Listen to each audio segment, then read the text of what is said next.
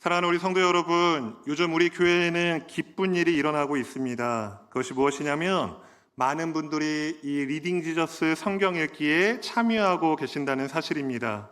젊은 분들뿐만 아니라 연세가 많으신 분들도 목사님, 저도 성경을 처음부터 끝까지 읽어보고 싶어요 라고 말씀하시는 것을 보면 정말 감사한 마음이 듭니다.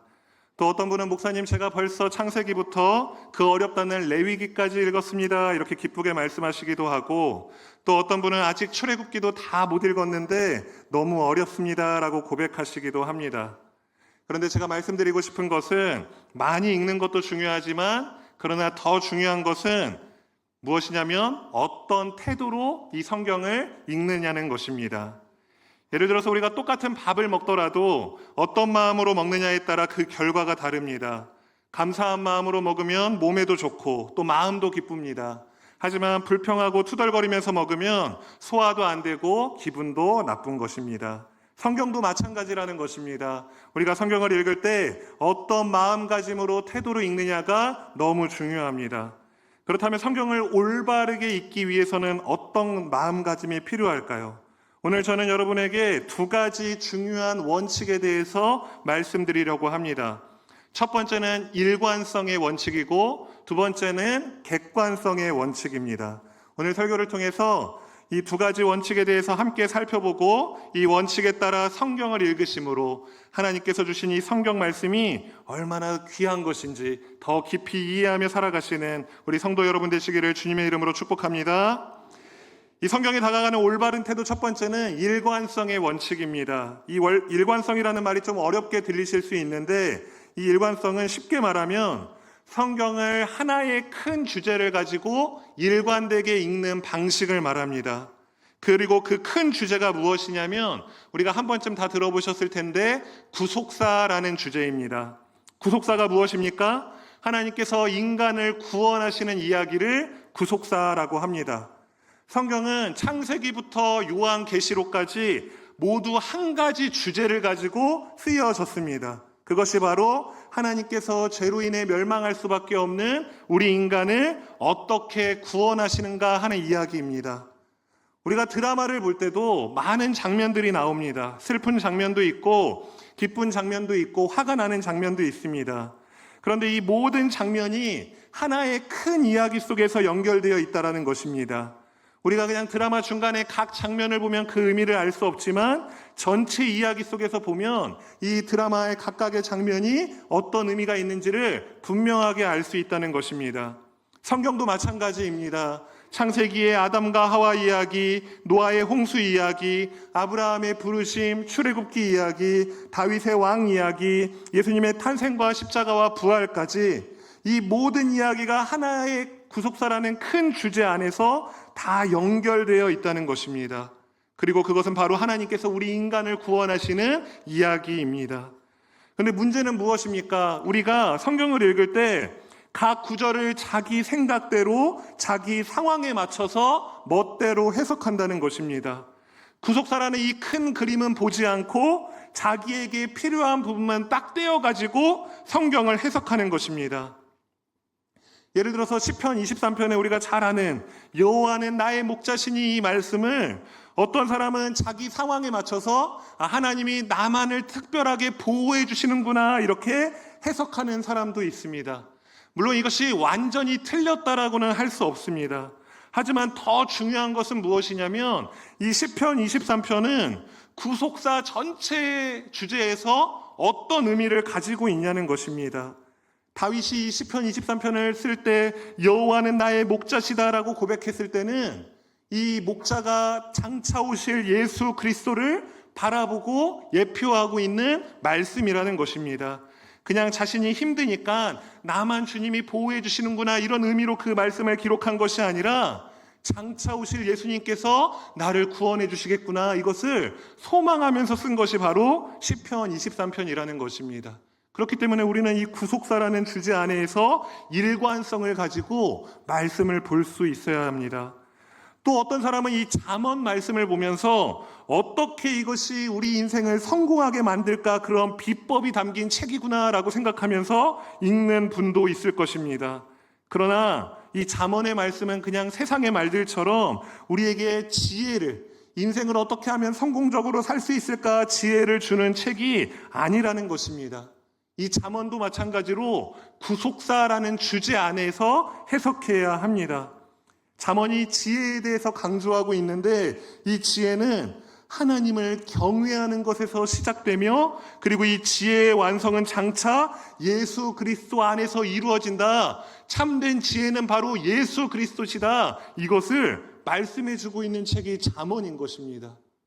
그러니까 잠언을 보실 때 어떻게 하면 내가 이 인생의 어려움을 극복할 수 있을까, 그 정도 수준에서 읽는 것이 아니라, 이 지혜가 예수 그리스도시구나, 우리가 예수 그리스도 안에서 이 삶의 시험들을 어떻게 이겨나가야 할까, 그것을 생각하시면서 읽어야 한다는 것입니다.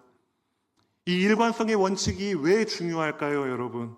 세상에는 성경을 가지고 이상한 교리를 만드는 사람들이 많습니다. 그런데 이런 사람들의 공통점을 보면, 이런 구속사라는 큰 주제는 무시하고 그냥 성경의 각 구절을 자기 마음대로, 자기에게 유리한 대로 해석한다는 것입니다. 대표적으로 누가 그렇습니까? 이단들이 그렇습니다.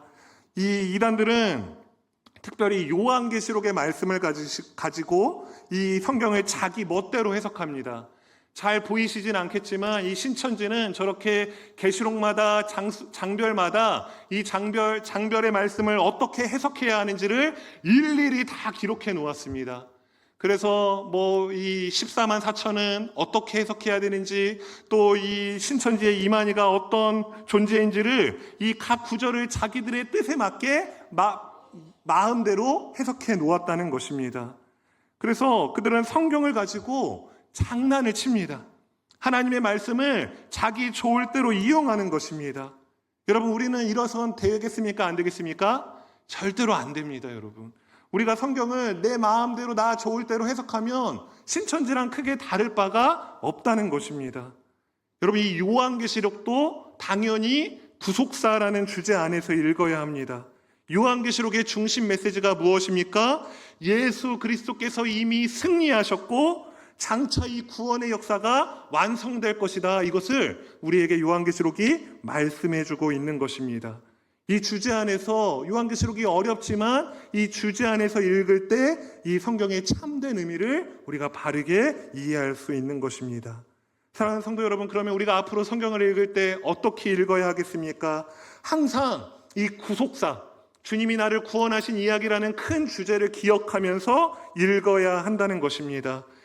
지금 내가 읽고 있는 이 말씀이 구원의 역사에서는 과연 어떤 의미를 가지고 있을까? 이 말씀이 예수님과는 어떤 연결이 되어 있을까라고 생각하면서 질문을 가지고 읽어야 한다는 것입니다.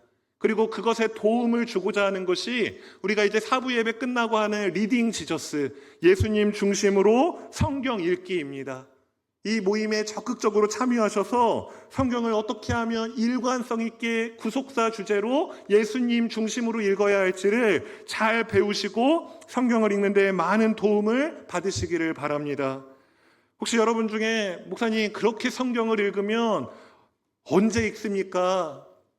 너무 어려워서 읽을 수나 있겠습니까? 혹시 이런 생각이 드는 분이 계십니까? 물론 성경을 이렇게 읽다 보면 쉽지 않습니다. 또 어렵고 또 속도가 더딜 수 있습니다. 근데 제가 설교 서두에 말씀드린 것처럼 많이 읽는 것이 중요한 것이 아닙니다. 성경을 어떻게 읽고 얼마나 잘 이해하면서 읽고 있는지가 더 중요하다는 것입니다. 또 그렇게 읽으면 마음의 위로가 되지 않지 않습니까? 아닙니다, 여러분. 성경을 우리가 그냥 내 멋대로 내 방식대로 읽어서 위로받는 것은 일시적일 뿐입니다. 그러한 위로는 오래가지 않습니다. 성경을 정말 하나님이 주신 목적대로 구속사라는 주제 안에서 예수님 중심으로 읽을 때 그때 오는 위로가 진짜 위로이고 그때 받는 위로는 우리의 평생토록 남는다는 것입니다. 하나님께서 우리를 구원하시기 위해 독생자 예수님까지 보내주셨다는 그 사랑을 알 때 진짜 위로와 소망을 얻을 수 있는 것이지, 내가 그냥 보고 싶은 대로, 내가 해석하고 싶은 대로 한다는 것이 했을 때 얻는 위로는 참된 위로가 아니라는 것입니다. 이 일관성의 원칙을 지켜서 구속사라는 큰 주제 안에서 성경을 읽어 나아가시는 우리 영광교회 성도 여러분 되시기를 주님의 이름으로 간절히 소망합니다. 성경에 다가가는 올바른 태도 두 번째는 무엇이냐면 객관성의 원칙입니다. 이 객관성이라는 말도 어려울 수 있는데 쉽게 말하면 성경이 쓰인 때를 생각하면서 읽는 방식을 말합니다. 즉 성경 본문이 언제, 어디서, 누구에게, 왜 쓰여졌는지를 생각하면서 그 당시의 상황을 이해하려고 노력하면서 읽는 성경 방식을 이 객관성의 방식이라고, 원칙이라고 할 수 있습니다. 여러분, 이것이 왜 중요하냐면 성경은 다른 책들과 좀 다른 특징이 있습니다. 굉장히 특별한 책이라고 말씀드릴 수 있습니다. 왜냐하면 성경의 궁극적인 저자는 누구십니까? 하나님이십니다. 이 하나님께서는 이 성경의 궁극적인 저자이십니다. 그런데 하나님께서 이 성경을 우리에게 주실 때 십계명을 주셨던 때처럼 직접 하나님이 기록해서 주신 것이 아닙니다. 직접 하나님의 손으로 이 말씀을 써서 주신 것이 아니라 인간 저자를 선택하셔서 하나님의 말씀인 성경을 기록하게 하셨다는 것입니다. 그래서 이 성경에는 하나님의 뜻이 담겨 있으면서 동시에 이 인간 저자의 문체와 언어 습관과 표현 방식과 그들의 이해 방식 또한 고스란히 담겨 있다는 것입니다. 그러니까 한마디로 이 성경을 그냥 아무런 감정도 없고 생각도 없는 무감각한 로봇이 작성한 것이 아니라는 것입니다.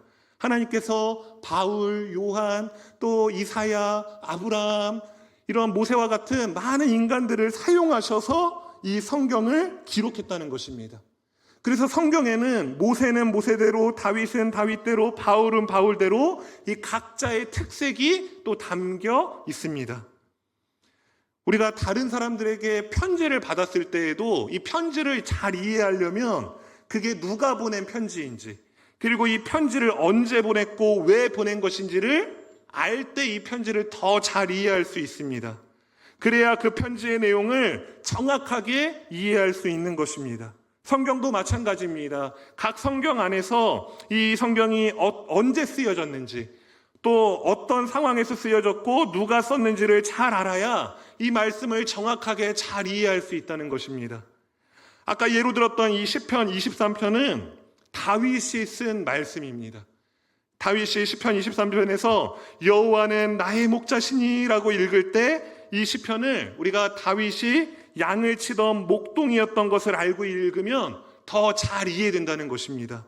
다윗이 어린 시절부터 양들을 돌보면서 이 목자의 마음을 그 누구보다도 잘 알고 있었습니다. 양들이 얼마나 약하고 보호가 필요한지, 목자가 양들을 위해서 얼마나 희생하는지를 몸으로 체험해서 알았기에 이것을 알고 읽으면 우리가 이 말씀이 더 마음 깊이 와닿는다는 것입니다. 단순한 그냥 비유가 아니라 깊은 체험에서 나오는 말씀임을 우리가 깨달을 수 있습니다. 그리고 우리가 최근에 새벽기도의 말씀인 빌립보서 말씀을 읽을 때도 이 말씀이 그냥 바울이 여유로울 때 작성한 말씀이 아니라 그림과 같이 언제 죽을지 모르는 감옥에서 기록된 말씀임을 우리가 알고 읽는다면 바울이 기뻐하라, 항상 기뻐하라라고 말씀하는 이 내용이 단순히 그냥 여유 있는 사람의 고백이 아니라 정말 간절한 상황 속에서 하는 진실한 고백이구나, 얼마나 깊은 고백이구나, 이것을 더 마음 깊이 느낄 수 있다는 것입니다. 그러니까 성경을 읽을 때 이 객관성의 원칙을 가지고 어떤 상황에서 기록되었는지, 언제 누가 기록했는지를 알고 읽는 것은 너무나 중요하다는 것입니다. 그런데 문제는 무엇입니까? 많은 사람들이 이 성경을 읽을 때 배경에 대해서 궁금해하지 않습니다. 그냥 글자만 보고 내 상황에 맞춰서 읽으려고 합니다. 그러면 진짜 이 성경 말씀의 참된 의미를 잃어버리게 된다는 것입니다. 더 나아가서 어떤 사람들은 성경을 연구하는 것에 대해서도 잘못된 것이라 말하는 사람도 있습니다. 성경은 영적인 책인데 감히 공부하냐는 것입니다.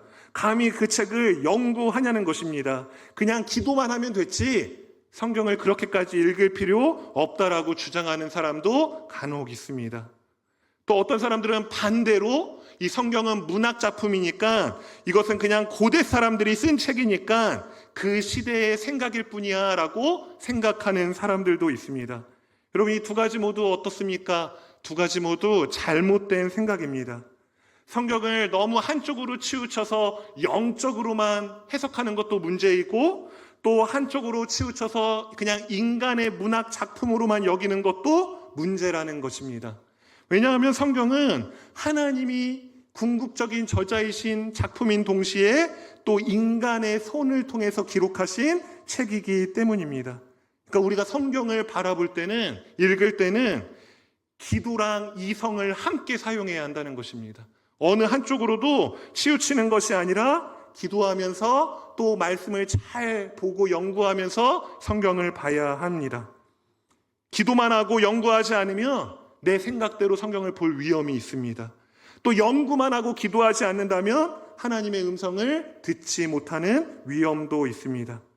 그럼 우리는 구체적으로 어떻게 성경을 읽어야 할까요? 성경을 읽을 때마다 이런 질문을 하시면서 읽으시기 바랍니다. 이 말씀은 언제 쓰여졌을까? 이 말씀은 누가 썼을까? 이 말씀은 왜 썼을까?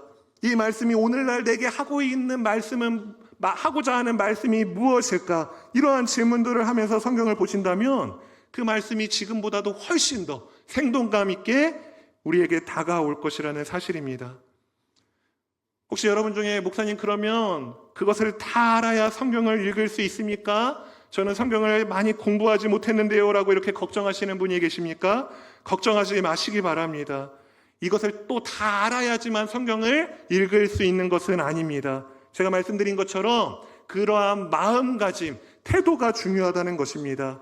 그냥 아무런 노력 없이, 태도 없이 그냥 읽으면 됐지, 그냥 내 마음대로 그냥 해석하면 됐지가 아니라 어떻게 해서라도 이 성경을 조금이라도 알고자 하는 그러한 마음가짐과 태도로 읽는다면 하나님께서도 기뻐하시고 그 말씀을 잘 깨달을 수 있도록 성령님을 통해서 역사해 주실 것이라는 것입니다. 감사한 것은 요즘 성경에 많은 주석도 달려있고 또 우리가 조금만 관심을 가지면 이 책의 배경에 대해서 너무나 쉽게 알 수 있다는 것입니다. 물론 이 목사님들의 지도 아래에서 이것들을 잘 활용하시면 큰 유익이 있을 줄 압니다. 그래서 이 성경을 읽을 때 두 번째 원칙은 객관성의 원칙입니다. 성경을 읽을 때 이 성경이 언제 쓰여졌는지, 또 어떻게 쓰여졌는지 이것을 생각하면서 읽으시는 것이 성경을 읽는 바른 태도라고 할 수 있겠습니다. 지금까지 우리는 이 성경을 읽을 때 염두에 둬야 되는 두 가지 태도에 대해서 살펴봤습니다. 첫 번째는 무엇이었습니까? 이 구속사라는 틀 안에서 읽는 일관성의 원칙이었습니다. 그리고 두 번째는 성경이 어떻게 쓰여졌는지 이것을 생각하면서 읽는 객관성의 원칙이었습니다. 이 두 가지 원칙보다 더 중요한 것이 한 가지가 있습니다. 그것이 무엇이냐면 우리가 성경을 읽을 때 경계해야 하는 태도입니다. 그것이 무엇이냐면 그냥 은혜만 받으면 됐지라는 태도입니다. 다시 한번 말씀드립니다. 우리가 성경을 읽을 때 더 중요하게 생각해야 될 것이 무엇이냐면 은혜만 받으면 됐지라는 이 태도를 경계해야 한다는 것입니다. 여러분, 제가 설교자가 되고서 가장 조심하고 경계해야 하는 것이 있습니다. 그게 무엇인지 아십니까? 그것은 은혜만 끼치면 되지라는 태도입니다. 설교를 마치고 나서 성도님들이 목사님 오늘 설교 은혜 받았습니다 라고 말하면 기분이 좋을까요? 안 좋을까요? 네, 기분이 정말 좋습니다. 아마 기분 안 좋아하는 목사님들은 한 분도 없을 것입니다. 그렇다고 해서 이따 나가실 때 일부러 은혜 받았습니다 하실 필요는 없습니다. 이 말을 다 좋아할 것입니다.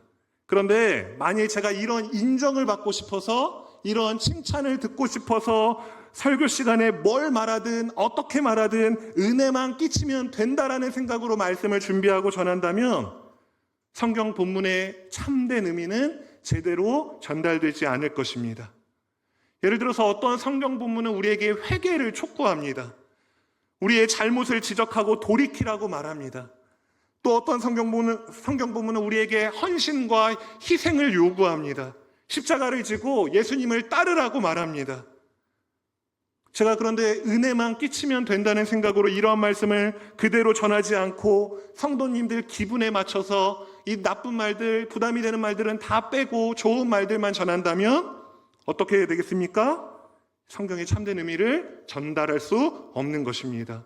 성경에서 정말 말하고자 하는 하나님의 뜻이 아니라 사람들이 듣고 싶어하는 말, 사람들이 기분 좋아하는 말만 전하게 될 것입니다. 그 결과가 어떻게 될까요? 그 결과는 무엇일까요? 교회가 교회다운 모습을 잃어버리게 될 것입니다. 이 교회가 하나님의 말씀이 선포되어지는 곳이 아니라 사람들이 듣기 좋아하는 말들만 선포되는 그러한 장소가 되어질 것이라는 사실입니다. 성경 본문이 말하고자 하는 진리를 정확하게 전달하지 않고 단지 은혜로운 말들만 하기 위한 도구로 이 성경 본문을 사용할 때 교회는 그 본질을 잃어버리게 되는 것입니다. 사랑하는 성도 여러분, 이것이 비단 설교자의 문제만이 아닙니다. 우리 성도 여러분도 성경을 읽으실 때 이러한 태도를 가지고 경계하셔야 한다는 것입니다. 성경을 읽을 때 하나님, 오늘 은혜로운 말씀을 주세요, 이렇게 기도하면서 성경을 펼치는 것까지는 좋습니다. 그런데 그것이 전부가 되어서는 안 된다는 것입니다. 때로는 하나님이 우리에게 아픔이 되는 말씀을 주실 때도 있습니다. 우리의 잘못을 지적하시는 말씀을 주실 때도 있고, 우리의 변화를 촉구하시는 부담되는 말씀을 주실 때도 있습니다. 그런데 그런 말씀을 듣고도 이런 말씀은 내 상황에 맞지 않아, 별로야, 듣고 싶지 않아, 은혜로운 말씀만 찾아봐야지, 이렇게 말씀을 대하신다면 우리는 평생토록 하나님이 나에게 하고 싶어 하시는 말씀이 무엇인지, 그 하나님의 뜻이 무엇인지를 깨닫지 못하실 것입니다. 우리는 말씀을 대할 때 정말로 하나님이 나에게 하고 싶은 말씀이 무엇인지, 정말로 영원한 진리가 무엇인지를 생각하면서 읽으셔야 합니다. 그것이 내가 듣기 좋은 말씀일 때에도, 그것이 내 마음을 아프게 하는 말씀일 때에도, 그 말씀이 내 마음에 부담이 되는 말씀일 때에도 상관없이 그렇게 말씀을 마주하셔야 한다는 것입니다. 이제 말씀을 정리하도록 하겠습니다. 사랑하는 성도 여러분, 우리가 리딩 지저스, 이렇게 또 성경을 열심히 읽는 일에 동참하고 있는데, 이 성경을 읽는 진정한 목적이 무엇입니까? 우리가 성경을 읽는 것은 하나님이 말씀하시는 것이 무엇인지 그것을 알고자 읽는 것입니다. 내가 잘 되려고, 내 상황에 맞는 말씀이 필요하여서 그런 목적을 가지고 읽는 것이 아니라 하나님이 나에게 무엇을 말씀하고자 하는지 그것을 알기 위해서 말씀을 읽는다는 것입니다. 성경 통독의 목적은 많이 읽는 것에 있지 않습니다. 성경 본문이 말하는 진리가 무엇인지 알고 그 말씀의 진리를 내 삶에 적용하고, 그리고 그 말씀을 다른 사람들에게 전달하기 위해서 말씀을 읽는 것입니다. 다시 한번 말씀드립니다. 우리가 성경을 읽는 목적은 하나님이 나에게 무엇을 말씀하시는지 그것을 알고, 그것을 아는 것에 그치지 않고 그것을 내 삶에 적용하고 그것을 삶으로 살아내고, 그리고 그것을 다른 사람들에게까지 전달하는, 가르쳐주는, 그러기 위해서 우리가 말씀을 읽는 것입니다. 그래서 우리는 그냥 말씀을 많이 읽고 내가 말씀을 읽고 있으니까 괜찮지, 그렇게 안주하시면 안 됩니다. 말씀을 내가 정말 바르게 이해하고 있는지, 그 말씀을 삶에 적용하고 있는지, 그리고 그것을 단 한 사람에게라도 전달해주고 있는지 그것을 꼭 점검하시면서 성경 통독하시기를 주님의 이름으로 축복합니다. 이 성경 말씀은 예수님에 대해서 우리에게 말씀해주고 있습니다. 이 말씀의 중심이 예수 그리스도라는 것입니다. 성경 모든 말씀은 결국에 하나님의 구원을 가리키고 있습니다. 구약의 모든 말씀은 예수 그리스도를 예표하고 있고, 신약의 모든 말씀은 예수 그리스도를 증거하고 있습니다. 누가복음 24장 44절 말씀해 보시면 이렇게 고백합니다. 또 이르시되 내가 너희와 함께 있을 때에 너희에게 말한 바 곧 모세의 율법과 선지자의 글과 시편에 나를 가리켜 기록된 모든 것이 이루어져야 하리라 한 말이 이것이라 하시고. 아멘. 예수님께서 하신 말씀입니다. 구약 성경에 기록된 모든 것이 나를 가리켜 기록된 것이다, 이렇게 말씀하고 있는 것입니다.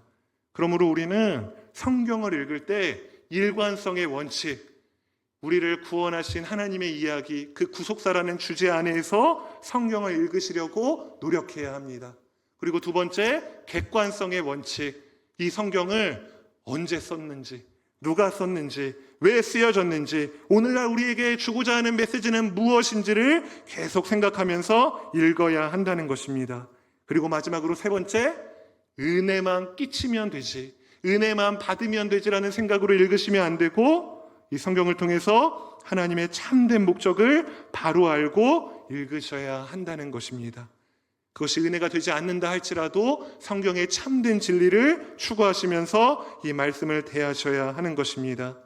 오늘 여기 모인 우리 영광교회 가족 여러분 모두가 하나님의 말씀을 열심히 읽으시고 또 그 말씀을 우리의 삶에 적용하시고 그 말씀을 다른 사람들에게도 나누어 주시는 그런 복된 성도 여러분 되시기를 주님의 이름으로 축복합니다.